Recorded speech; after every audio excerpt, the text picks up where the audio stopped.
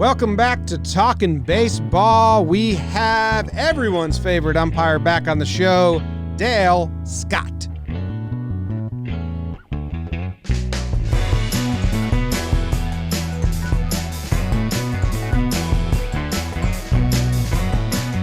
What's up, everybody? Welcome back to Talkin Baseball. My name's Jimmy. I got Jake right next to me. We got Trev back from his Father's Day excursion. And we have an interview with umpire Dale Scott, reoccurring guest. Not the second ever, Trev. You asked that at the beginning, and Jake was like, Flaherty's been on 3 times. Yeah. Yeah. It's okay. It's okay. Whatever. It's okay. Don't worry about me. But June is Pride Month. Dale Scott is the first openly gay umpire in Major League Baseball, so it felt like a no-brainer to hear his story. We wanted to ask all these questions and everything last time, but as you will tell by this interview, we can get lost in the weeds pretty quickly and just start asking umpire questions. So, I mean, you guys got anything before we roll it besides he's awesome? He's great. I mean, we could yuck it up with Dale literally all day about anything. I mean, we hit Pac-12 football right at the end, and I think we could have done an hour on that pretty easily with Dale. So he's great. And, yeah, I mean, there are so many more questions I want to inquire about. Like, does he want MLB to put him on a platform more? Like, I don't know. Like, we all had 8 more questions we could have asked, and Dale will be back, and I know you guys enjoyed him last time. Enjoy him now. Trevor Plouffe. Yeah, I mean, he's great. He's easy to talk to. He's like an interviewer's dream. Comes on, you ask him a few questions. It's easy with him, so I can tell that, yes, he will be back on. I'm really upset I doubled down on the reoccurring guest thing. My bad. It's all right. It's all right. All right. Here he is, Dale Scott. Wow. We are rejoined by essentially our 4th co-host, Dale Scott. Dale, how you doing, man? I'm doing great, guys. Thanks for inviting me back. Yes, Dale, we had so many stories last time you came on. Our audience loved it. We have a ton more stories. Want to do a little Pride Month talk and that other side of your story that we didn't get to touch on last time because I feel like you have a million stories. I was researching for another show yesterday, and your name just casually came up in the article because you were the umpire behind the plate for a no-hitter loss. Yeah, that's right. That was at the old Comiskey Park last year at Comiskey.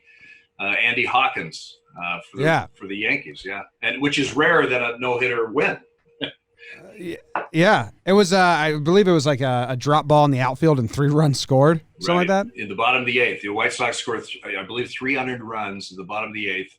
Hawkins, or the Yankees came up in the 9th, didn't score, game over. So Hawkins threw an 8-inning no-hitter, and that winter, whoever they are, decided that to throw a no-hitter, to qualify for a no-hitter, you have to pitch 9 innings or more. And he only pitched 8. That's pretty bizarre. Sounds like baseball at work, yeah. Yeah, they're probably, this guy's sullying the record. Yeah, what a jerk throwing a no-hitter and losing. Yeah. Well, in this...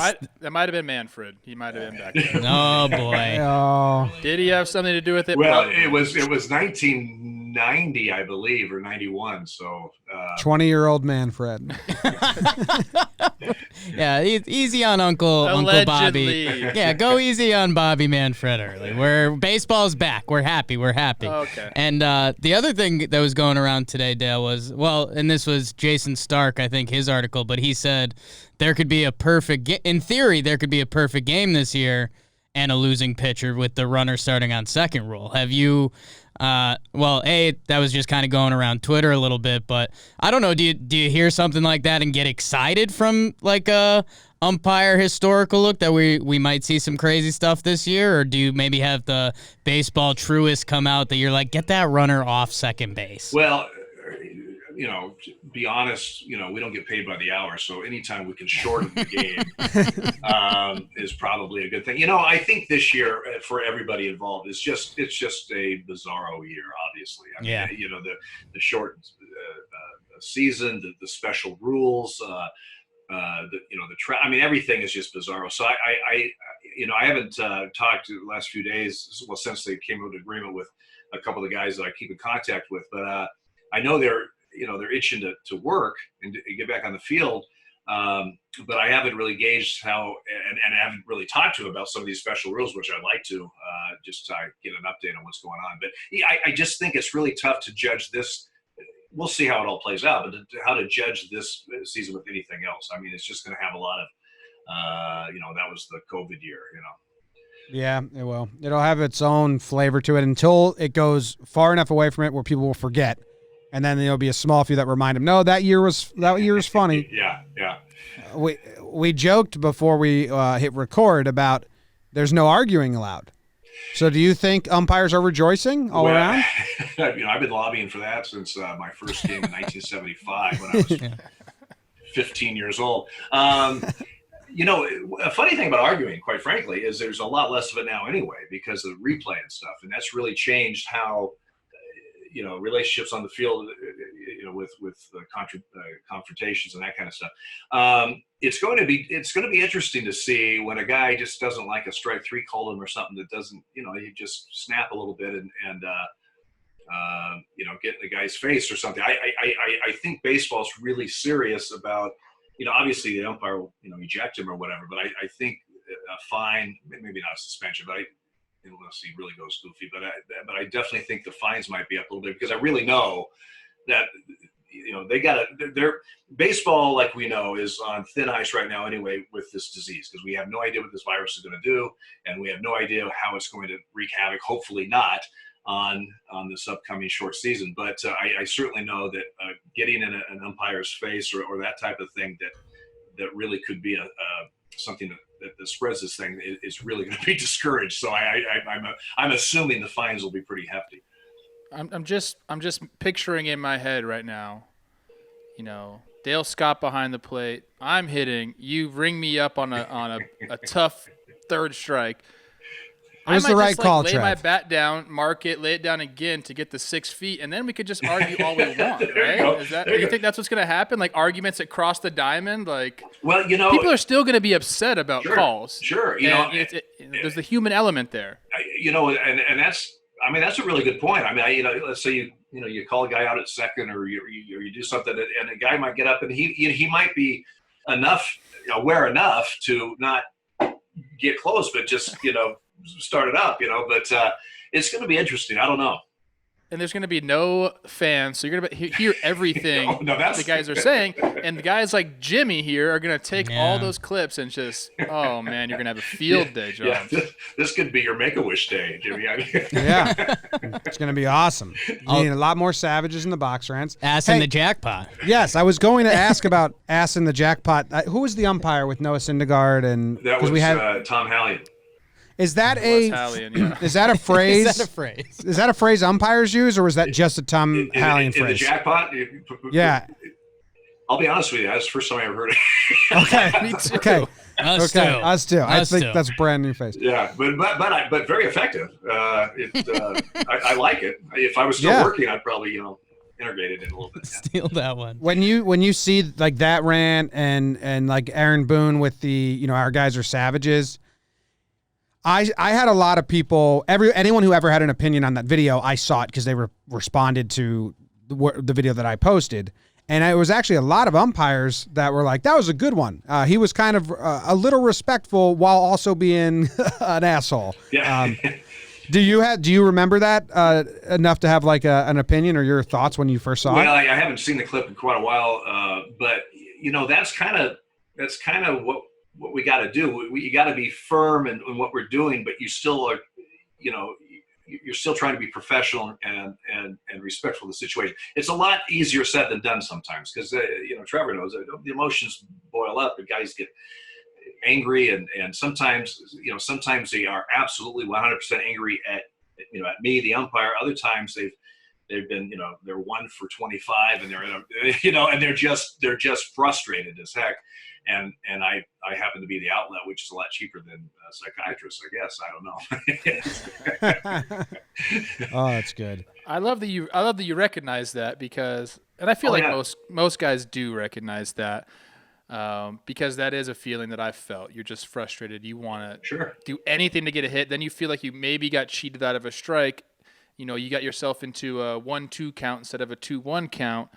that's when you get frustrated, and it's a good thing that umpires, obviously they would know that, but there are some guys that maybe they're frustrated too. Those two combined, like I said earlier, this is going to be a very interesting year for all of that. Right. Just because I do believe there's going to be suspensions. If a guy gets into an umpire's face, they just can't have that. So the way to counteract that is to lay a hammer down on the first guy that does it. Right. Well, exactly. And that's a good point. If it happened, the first time it happens, I lay pity on the poor soul because he might be set the example. But it's funny you talk about that, Trevor, because baseball is a very frustrating game. I mean, obviously,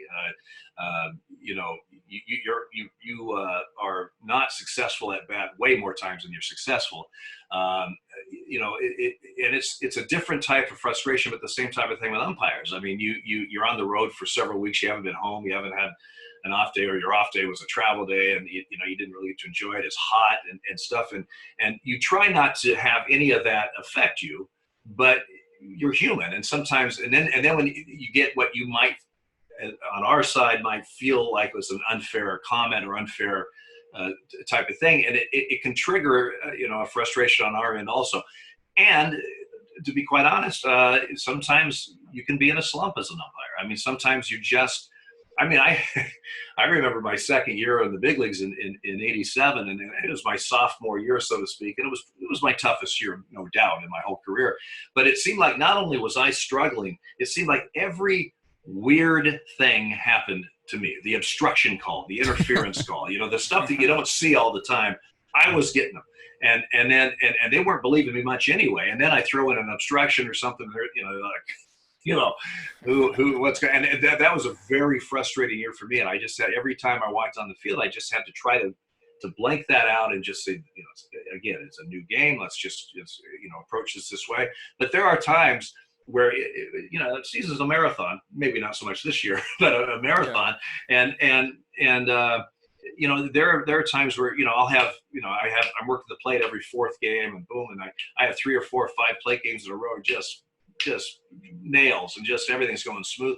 And then one day I'll walk out there and for no apparent reason, I'm not seeing the ball very well. And suddenly you're missing a couple of close pitches, and you go, and now you're pressing, and of course guys are getting a little frustrated. It happens, and you try to get out of that as quickly as you can, but it's a very, very frustrating game for everybody out involved. That's funny, man, because there's the old baseball adage, like say a third baseman's having a bad day, like here comes the next one, and like the way you're saying it, that's kind of the same thing with umpires. Like, oh, here's rule point 4.7b, and here comes 13.13. I mean, does it feels that way? Well, there's in the course of how many obstructions do I call in a season? I might have 3, maybe. Maybe. I mean, some seasons you don't have any.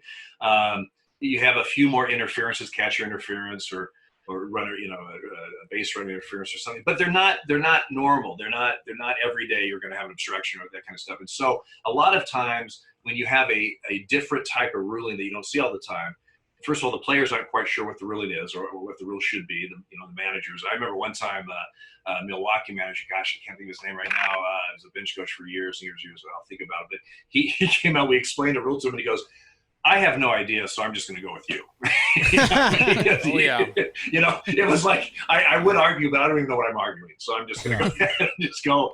But when you have those types of things, if like I was talking about my sophomore season when I was struggling, when you have those kinds of things, it just piles on. It's just like, of the 4 of us out here, I'm the one struggling, and I'm the one that has the obstruction. Why is that happening? And so But again, like a player, and I think we might have talked about this last time, you have to, if you make a mistake, you gotta have a short memory, because you got another play, you got another call, you got another pitch, and you can't dwell on that because here comes another one. Let's go. So it's very mental. I thought of a question. I don't want to forget it, so I'm just gonna. Okay. It's no segue. I'm just changing subject now. Is your strike 3 call natural, or did you practice it and develop it? And did your strike 3 call change from rookie Dale Scott to veteran Dale Scott? It was not my rookie Dale Scott strike 3. It evolved. I think the strike. well, I'll ask you a question, Trevor, in just a second, but it evolved, and I think it was really about, I started 86. I'm thinking it was right around early 90s that I really started settling into what I did the rest of my career. And I have had, it is amazing, from umpires around the country, you know, college, high school umpires, and so when I do camps and clinics and talk to people, you know, probably 70%, 80% of the time they mentioned, I loved your strike three call. You had the greatest strike three call. Wow. and so when you hear that, you just, of course, stay with it. Now, I was going to ask you, Trevor, though, do you guys laugh at some of these different, or even notice some of these different strike calls and strike three calls that guys have? Yeah, I mean, the obvious one is who we mentioned earlier, Tom Halley, and he does, you know, the cyclone, oh my goodness, whatever it is. Oh my goodness, yeah. Go ahead. The first time he does it to you, you're like, what did I do to deserve that, Tom? Like, I'm already mad, you know, like, why are you, don't show me yet, or whatever. But then he just realizes it's like hilarious. And now, or towards the end of my career, it's like, Tom's behind the plate, boys. Come on, come check this out. Make sure you get a good view of this. Our classic. He has a classic. My body hurts every time I see him do it. You know, how he twerks himself and everything. I mean, I've had a couple players throughout my career say, they're coming up their first at bat. They go, my number one goal is for you not to, because I would punch. They go, my number one goal today is for you not to hit me in the face. You know, something's going on. But to answer your question, that wasn't necessarily natural. It just kind of evolved to that, you know, a little combination of watching other guys and what felt good for me.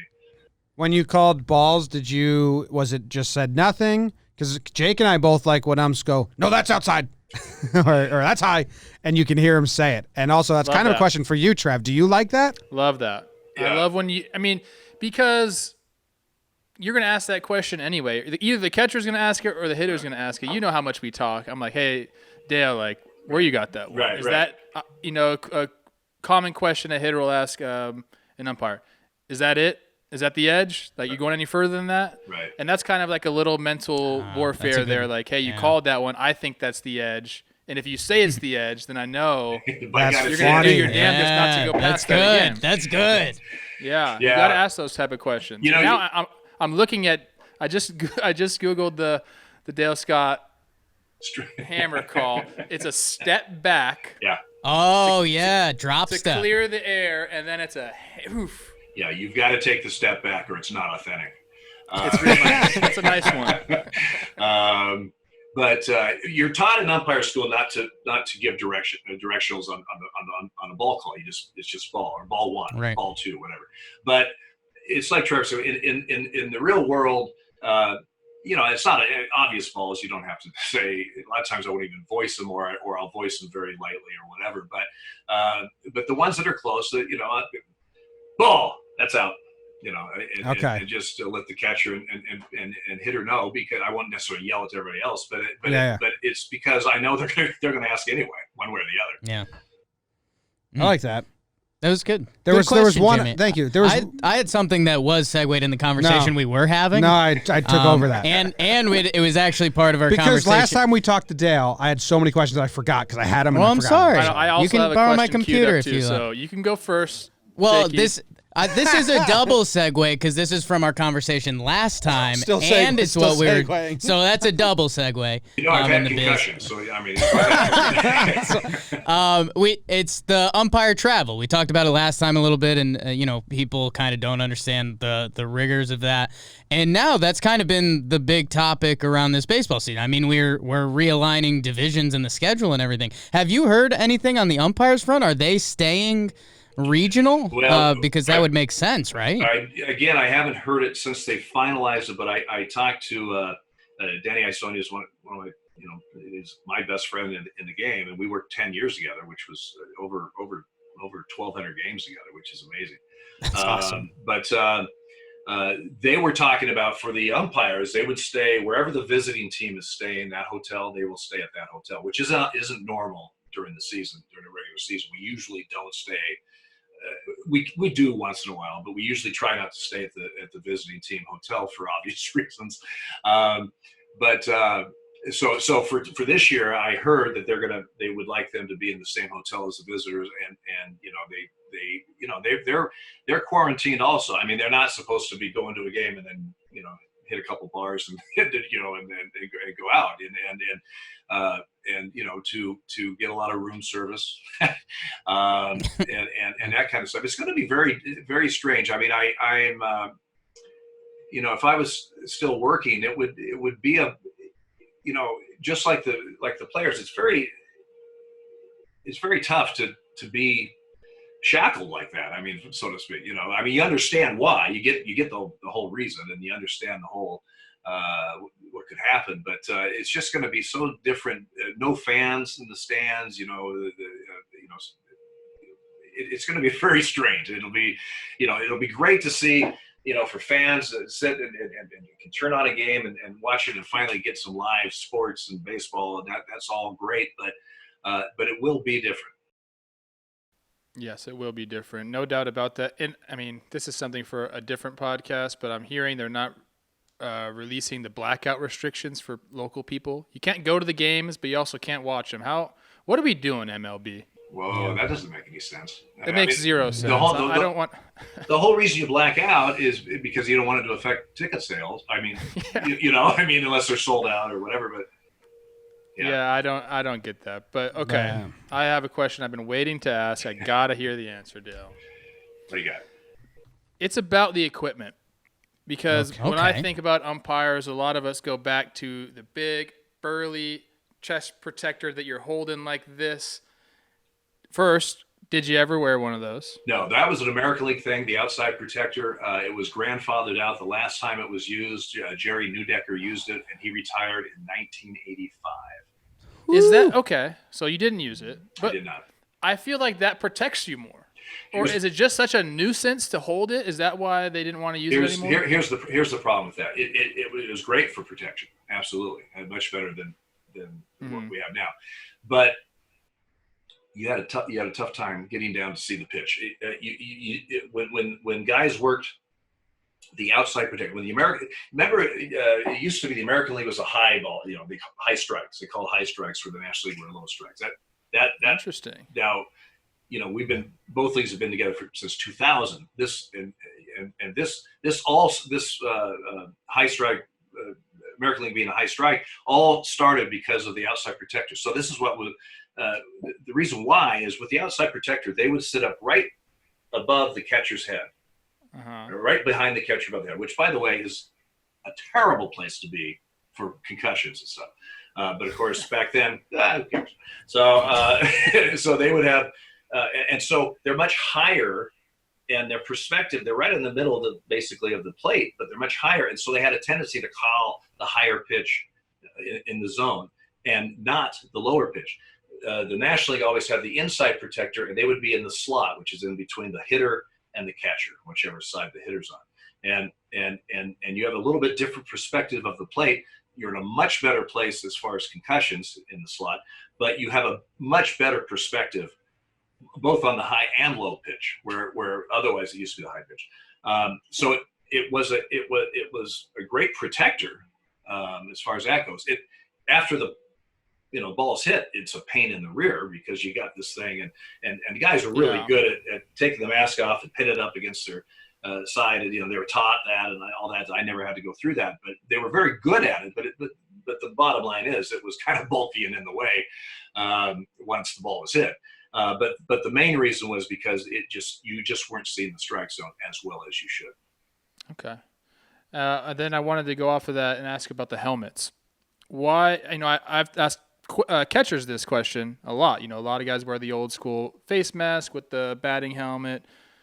Some guys have converted to the hockey mask. Did you try different ones during your career and find one was better suited for you, or were you always? I'm looking at your video now, and you have just the regular face mask. Right. The helmet didn't even come around until, I'm not even sure when, but I was well into my career when they. It was like the early 2000s. Was the big hockey was helmet Yachty face. the first guy to do that?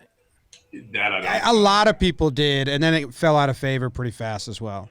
But as far as umpires wearing we call it the bucket, with the face mask and the helmet.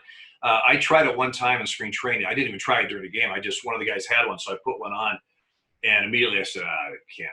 That's not me. I mean, I'm a sweater. I would have been on hot days. I would have blown up because you don't take those off. Well, the other ones you can move and do easily. Correct. And but the other thing is, for example, the concussions that I had that eventually forced me off the field, I don't think the helmet would have any difference whatsoever, because now on a backswing, every once in a while, an umpire will get hit. It's rare, but it can happen. The helmet would be very nice for that. But those shots into the mask and stuff, the helmet, in fact, I don't know if this is true, but if you're in a helmet and you have no place to go, maybe your reaction from the foul ball or whatever is up against the helmet. I'm not sure if that's good or bad, but the point is, I tried it. It wasn't for me, and it's totally umpire option. To go off the equipment questions, I believe last time we had you on, I read that when red became an option for umpires, you were one of the only umpires that wore red. Yeah, that's a funny story. In 19, I believe it was. Yeah, when was this? What, red? Yeah, it was for 5 years, and only in the American League. We had dark blue shirts or a red shirt, and the guys, the National League called them bowling shirts. You're going to wear your bowling shirt, and none of the guys liked it. And I worked with Dave Phillips, Rocky Rowe, and Durwood Merrill. And Davey was the crew chief, and Davey and Rocky hated him. So every time I had the plate, if it was warm weather, I would put on red just because they would have to put on the red just to piss them off. And they would red. They would wear windbreakers sometimes when it was still warm because they just didn't have to wear the red. It was like, wow. But that's the whole reason. So every time I had the plate, unless it was too cold, I started wearing the red shirt. It was almost like a branding or a marketing thing. Because the only other guy in the American League that did that was Darryl Cousins behind the plate. So, if you're channel surfing or a game come up or some highlights, if you saw a red shirt, you almost automatically knew it was either Darryl or myself. But it all started to get at those guys. And Rocky Rowe, Rocky's a funny guy. A lot of times when I had the plate, he had third base. So I put him in the red shirt, and Rocky was kind of a big guy. He's lost a lot of weight since then, but he was kind of a big guy. And he goes, I hate that red. Every time I have to rotate to second base, I look like a human blood clot.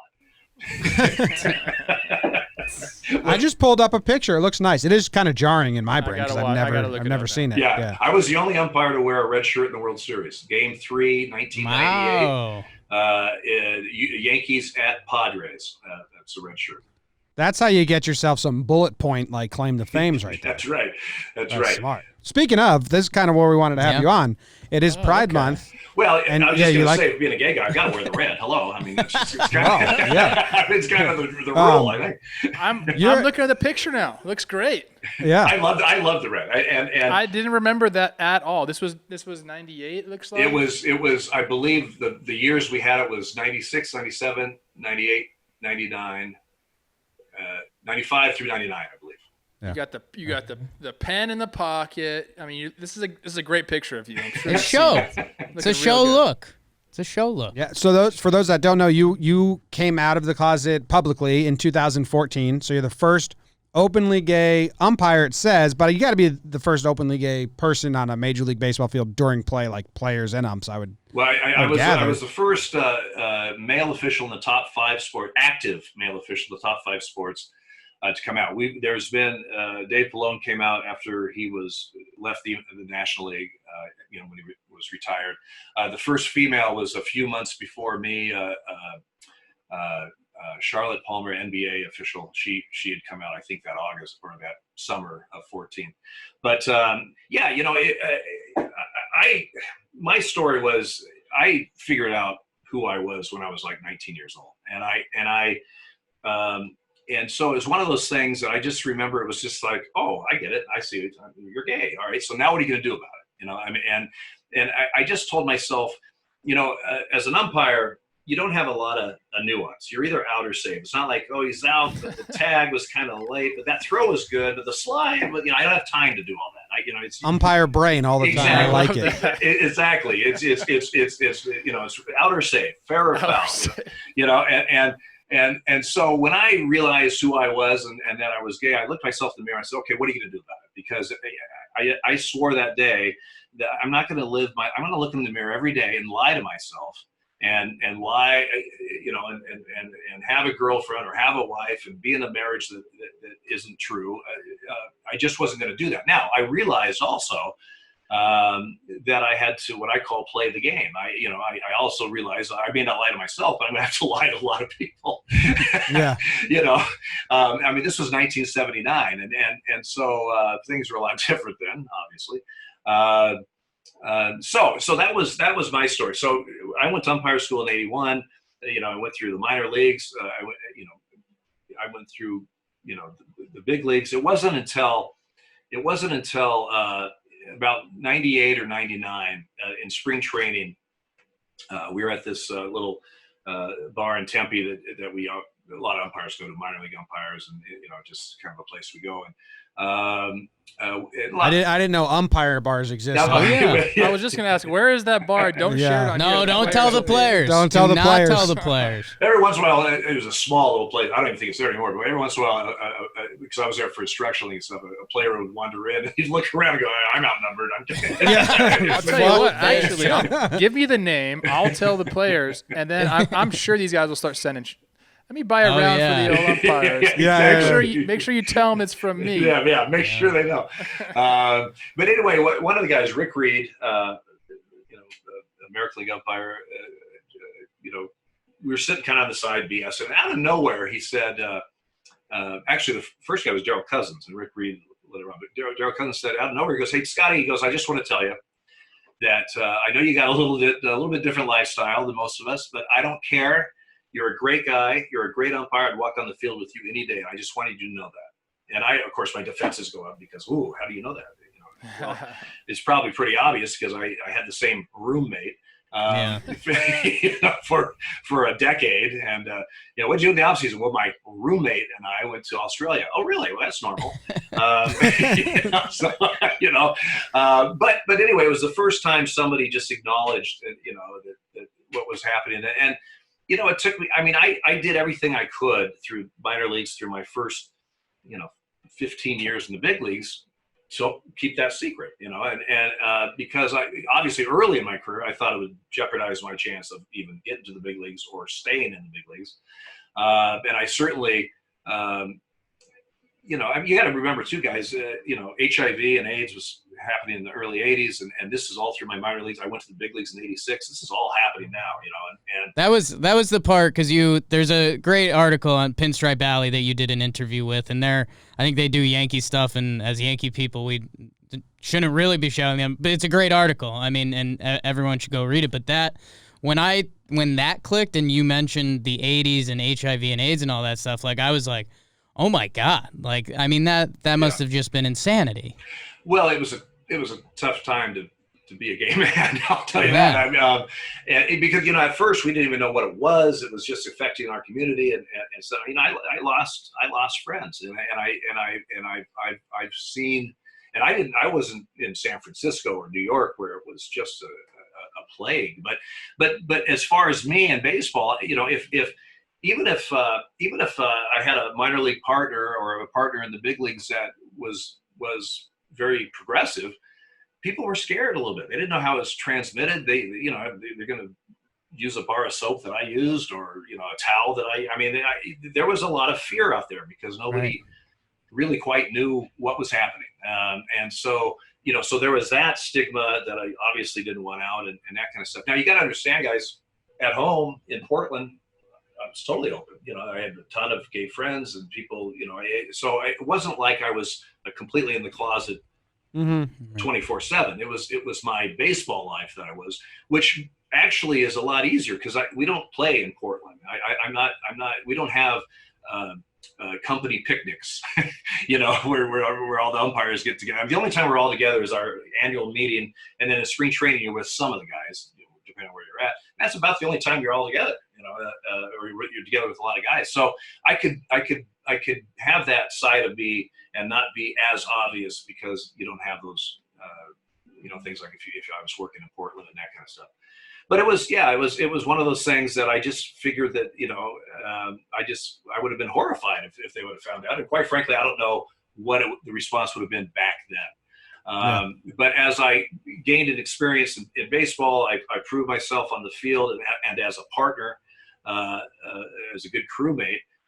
It certainly helps that people like you before they find out, find out something like that.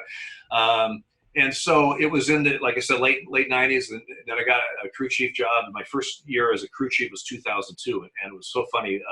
We opened in San Francisco, and it was a day game, and so I worked the plate as the crew chief. After the game, we went to Morton's to have dinner, and I'm working with Jimmy Joy. Show dinner. That's a show dinner. It's a show dinner. Thank you very much. Spend a little of that per diem, and plus we do the bartender. Got a couple drinks, my crew was Jimmy Joyce, Jeff Nelson, and Ron Culpa, and I had worked the All-Star game with Culpa in the year before, and Culpa knew, and he was one of the guys. But anyway, we're at dinner, and Culpa goes, "All right, I can't handle this. The elephant in the room. We're going to be together all season. I want to bust balls like everybody else. Chief, we know you're gay. Just open up, and so we can all have some fun, And I think Jeff Nelson did a spit take, and I think Jimmy Joyce grabbed the wine ball and just started drinking like this. But it really, what it did is it opened it all up. It just yes, and I'm glad Ron did it because it was kind of like they were on eggshells. They didn't want to offend me if they said something or blah blah blah, And of course I wasn't. It's weird, guys, because I don't know if you're all married, but we would go, we'd work during the season. We get a week off, so we have a week off, and now we come back after. Hey, what'd you guys do? Oh, wife and I took the kids to the coast, or we did this, that. And I always, I took I had a black lab. I took, you really couldn't share. Sure. Your life because you had this wall that you didn't want anybody to penetrate, and I know that sounds kind of trivial, but it takes something out of you because you can't, these are guys that I really like, that I work with, and stuff, and I just felt like I couldn't be me, and so it's a big relief when you're able to just be who you are, and so it was. It was a progression, but everybody, and Park Avenue, when I came out in 14, Park Avenue knew. I mean, they all knew. In fact, Mike and I, before we could be legally married, we were domestic partners, so he could be on my insurance and that kind of stuff. Yes. He even had a spouse card from MLB ID card, and so it was not a bombshell to them. When I came out. And what about players? I mean, obviously, umpires, and you're saying you share personal lives and you're traveling, and you have, your roommate. What about players? Was that ever? Was it ever something that came to fruition or anything? It's funny. I came out publicly in December of 2014, so it was a few months before any baseball was going to be played, and I wasn't really sure what, if any, reaction would be once we got going. My very first spring training game on the very first, like early March, in Goodyear, Arizona. It was the Reds and the Indians, and so Marlon Byrd, a longtime outfielder for several different organizations. He was with Cincinnati, and I'd known him, Marlon, for a long time. And like after the second inning, I'm standing over there by third base, and he's going to the third base dugout, and he comes running in from left field. He goes, "Dale!" And he comes up and he gives me a big bear hug, and he whispers to me, "Dale, I'm so proud of you. You're free, buddy. You're free." And I'm like, wow, I didn't see that coming. I did. I just said, "Thanks, thanks, Marlon. I still got a clock on a check swing. You know that." That's exactly what he was doing. Yeah. But it was I thought that was really, really cool of him to say that. And one other player that game, when they were leaving after the fifth inning, when all the veterans go, see ya, and all the guys that have three numbers coming to play. But Joey Votto of the Reds, as he's walking by, he just said, Dale, congratulations, man. I'm really proud of you. And he, what's it? That was two players. I had the rest of that season, I had one other player, one base coach, and one trainer. That's it. And it was all positive, but I mean, that was the only people that even mentioned it. And it was funny because when I came out and had interviews and all this stuff, I said, I really believe that once we get going again, the players and managers and media and everybody else, they're just going to want me to get pitches and plays right. They could really care less about my personal life. And frankly, either, because it was a few months before baseball, either people just had forgot, or it was, like I had hoped, business as usual. Yeah, I remember the story coming out, and I think that's kind of how everyone felt, like happy that you didn't have to, kind of walk around and not being your full self in the baseball world. I think everyone was just accepting of it, and like you said, it was like, let's game on, man. Let's get back to work. Right, because I could be the biggest heterosexual in the world. If I'm missing pitches and plays, you're not gonna be happy about it. Okay, but let me ask you, Trevor. I mean, obviously not out anybody, but I assume you've played with gay teammates either in the minor leagues or the big leagues, or maybe you didn't know about it or at the time, or maybe not. Maybe you didn't know of anybody. I don't know, but I have never had anyone that's been openly out. Definitely guys who I kind of have my suspicions, but that's their prerogative of when they want to share it with everybody. Right. But yeah, you have to assume that throughout my career, I've definitely played with guys that are homosexual, and I wish they could come out and just be themselves. Yeah. And that's as a leader in the clubhouse, you just want guys to feel like that's a safe space. You come and do your job, and that if you're able to be yourself, you're going to play to the best of your ability, right? Instead of having to hide something, whatever. So, unfortunately, it never happened on any of the teams that I played with. Like I said, I've had some suspicions every now and then, but nobody ever, came out, in the clubhouse and said that. But I assume that eventually we'll hear stories, and I played with that guy, and I remember. Well, Billy Bean, who he when he came out to Brad Osmus, I think he was in his wedding, and I mean they were really good friends when they played and stuff. And of course, he came out after the fact, after he was done playing all that stuff. And I remember Billy telling me that Brad said, "Why didn't you tell me?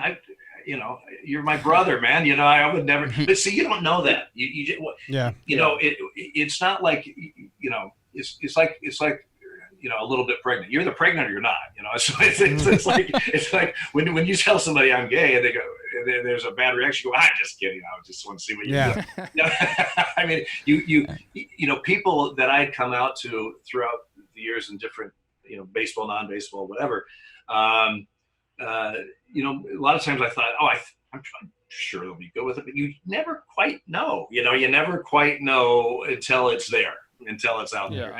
And so, but as I've gotten older, also, and Mike and I had legally married the year before I came out publicly, and that was one of the reasons I did. I thought, this is ridiculous. We fought so hard to get this.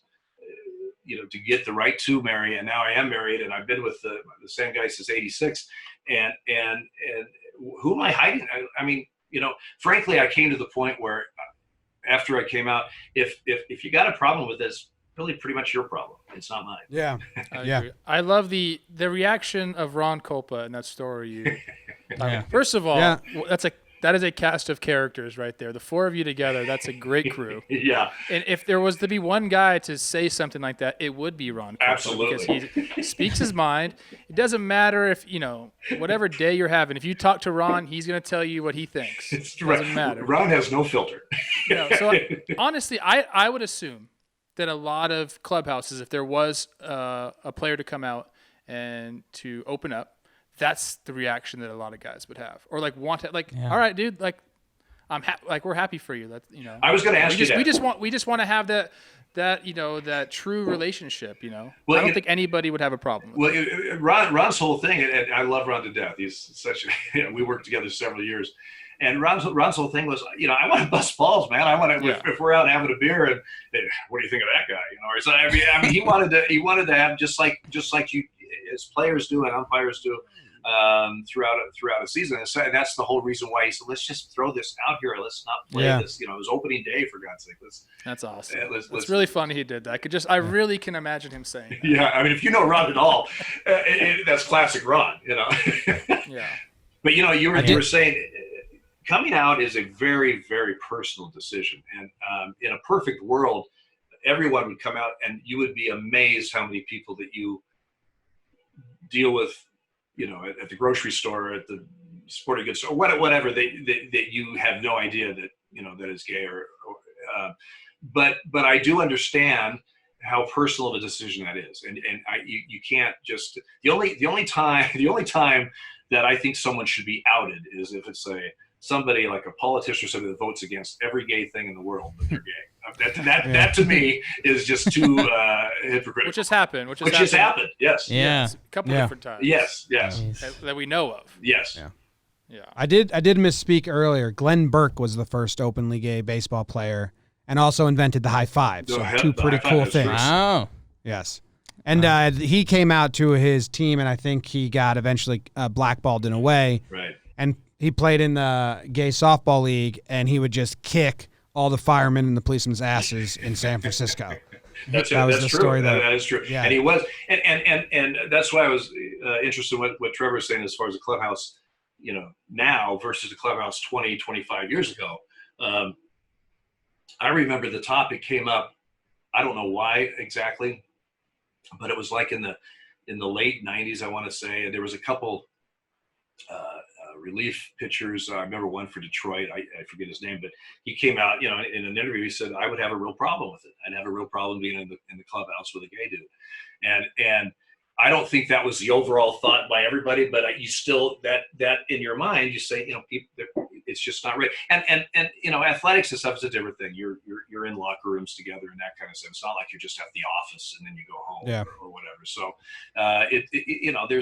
there's different things, but I really am hopeful and will be thrilled when a player does come out at some point. And not so much, it's going to be a whirlwind at first and whatever, but that opens up the door for down the road. I'm not saying baseball's full of a bunch of gay guys. What I'm saying is, though, it is so important to be true to yourself.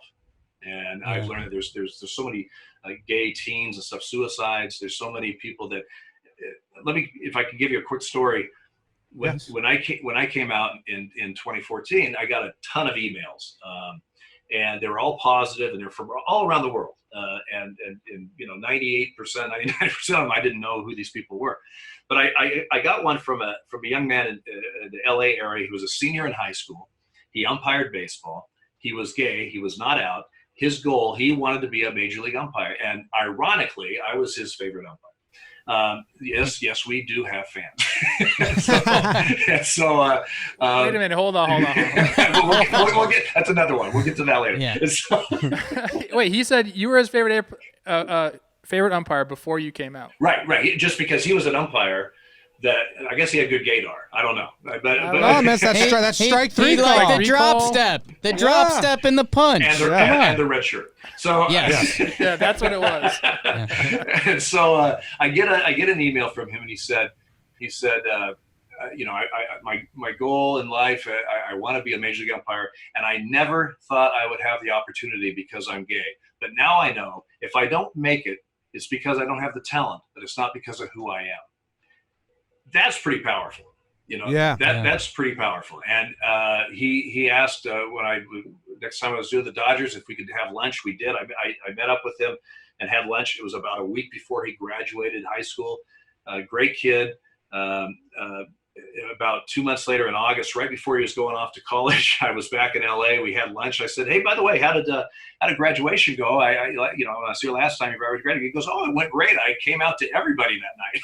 And I went, oh, really? He goes, "Just because of you, too." And I said, there you go. I said, "Well, how did that go?"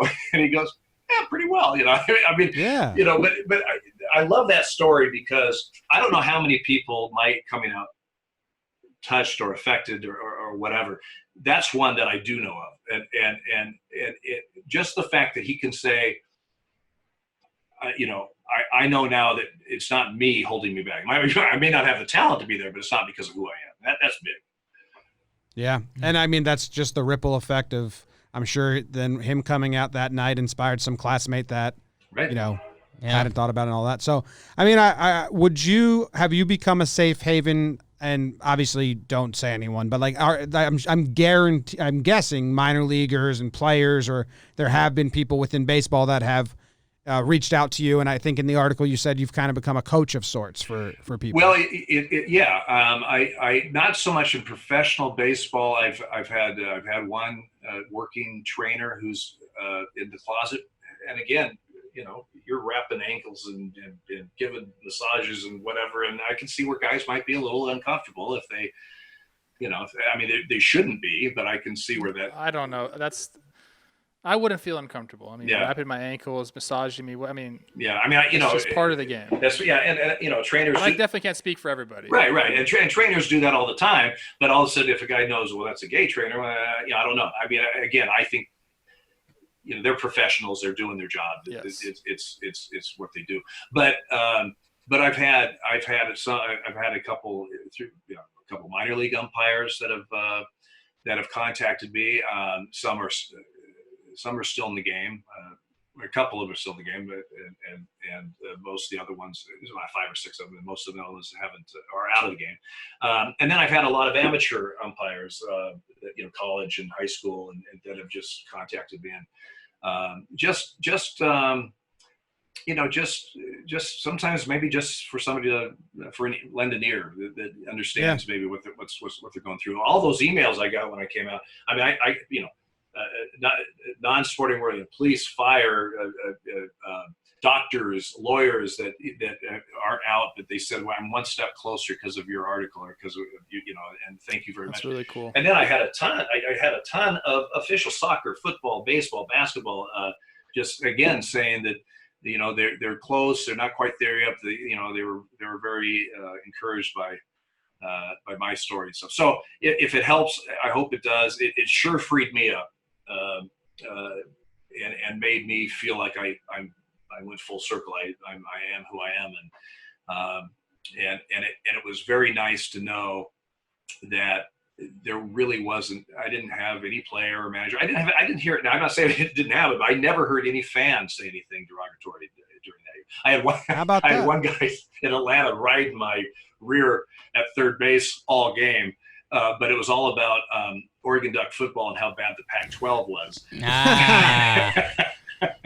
It's fair. As an SC fan, I can tell it's true. Fair game. The Pac-12 needs to step it up. Oh, Oregon's going to be good this year. I'm telling you. We say that all the time, but then you run into the SEC buzzsaw every. We barely lost to Auburn last year. I know. 9 seconds left. I was there. That game was something else. Oh. That's a tough one for the Duck faithful. Right Oh there. man, it was a shot to the heart. Let's go Ducks. So he was justified in writing you about the Ducks. He was. Yeah. He was. One of the funny emails I got was, I am shocked and appalled that Dale Scott came out as a Duck fan. and then the next line was, but it makes a lot of sense with all the uniform changes. It was good. Oh, that was good. Pretty good. That's funny. That's pretty good. You got be witty with the border fake hate mail. Dale, you're awesome. We do have to start kind of wrapping up a little bit, and what you just said is some powerful stuff, and your impact on people that. I think people just forget sometimes, like when someone says, oh, I didn't think I could be an umpire because I'm gay. And it's like, that's crazy. And that's part of the reason I hope that you didn't hear from too many people on the field after that point was exactly what you were saying. And that's part of the reason why I love sports. I don't care if you're gay. I don't care if you're black. I don't care if you're Latino. I don't care. Male, female, I don't care. Like, let's play the game. Right. Like, let's line it up by the rules. So Thank you for that. And another just final anecdote from me. my girlfriend. I'm bragging to you, Dale. I have a girl. No, beard. Yeah. Still love you, Jake. A lot of people always ask me and Jimmy and a lot of our old school fans, and they'll be like, "How do they deal with you guys?" Blah blah. Like, do they like baseball? Blah blah. And my girlfriend, she's not a big baseball fan, but she puts up with enough to hang around me. And one day, it came up, and just in normal conversation, she was like, "Well, how many gay players are there right now?" And that was kind of one of those moments for me that like you absorb and you don't think. And it's like, run the numbers, people. There's 750 players per team more or in the league. And, over the history, there's 20,000 baseball players. Like, put it together. So I hope we can help make everyone more comfortable. Because when you take a step back, it's like, man, we just kind of missed it. Yep. Well, we'll have to have you on again because there's tons of more questions. We can do a full album review on Joe West's country album if you want. Oh my gosh. No Joe West. Nope. I will say you have a very extensive Wikipedia page, a lot of accolades throughout your career in Major League Baseball, and now you can add on to it maybe the most prestigious award, or I don't even know what to call it. You're the first repeat guest on Talkin Baseball. Well, it's a big deal. It's a big deal. It's a big deal. I'll be looking for the plaque in the mail. Hey, I just real quickly, thank you for having this topic, the pride topic. I think it's important. I know maybe a lot of baseball fans just want to talk about baseball, and that's fine too. But I appreciate you giving me the chance to talk to you guys about that. I really do. Of course, we love it. We got to have you back once baseball starts. Well, you're our new umpire. Yeah, the expert. first controversial call, you're back. So. Yeah, I'll be ready. Like Mike Pereira, but Dale Scott for baseball. Right, exactly. Yeah. Perfect. And there you have it. Like we said, he's the best. Got that booming radio voice. I still want to ask him. Be honest, the zone expands on a 3-0 pitch, and hear what his response is. Yes. But we've 0 for 2 now. I've went into both interviews wanting to ask that question. Yeah. We'll get him next time. That drop step, man. Yeah, it's a good strike three. Drops. I felt bad because I was on my phone, but when you said you looked it up and saw it, Trev, I had to look it up and see it. Yeah, and he did the unthinkable. He made me like Ron Kopa. So Ron Kopa's the first breakdown that got millions of views for me when he told AJ Hinch, I can do whatever I want. That's exactly what Ron Kopa will tell you. It doesn't matter. Even if he's wrong, he's right. Right. That is an awesome story by Ron Kopa. Yeah, so Ron, it really paints him in a better light. I forgive you for all the bad calls against me. And it's funny. And that's kind of like I had we've had friends come out of the closet. I have cousins coming out of the closet. And it's such a breath of fresh air. Like I had a really good old friend, and he was so sensitive whenever we would bust balls. And once he came out of the closet, it was just like, oh, okay, well now I'm going to we can bust balls about this the same way Dale was saying Culpa wanted to do.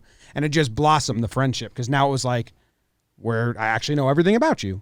And, it was really cool. So that's a cool story about Culpa. And on the other side of that is the Culpa side of, kind of the intimidating, the guy from the breakdown who's yelling like, I'm the boss. But guess what? You can still kind of have that tough guy, whatever you want to call that personality, and still be a real person and have feelings and about your friends and people you don't know either. So, yep. Look at that. Cool. Talking baseball. Be yourself, people. We love you. Yes. All right. Thank you guys very much for listening. We'll be back in a couple days with another episode. Hopefully we start previewing some baseball. Should be fun. Goodbye.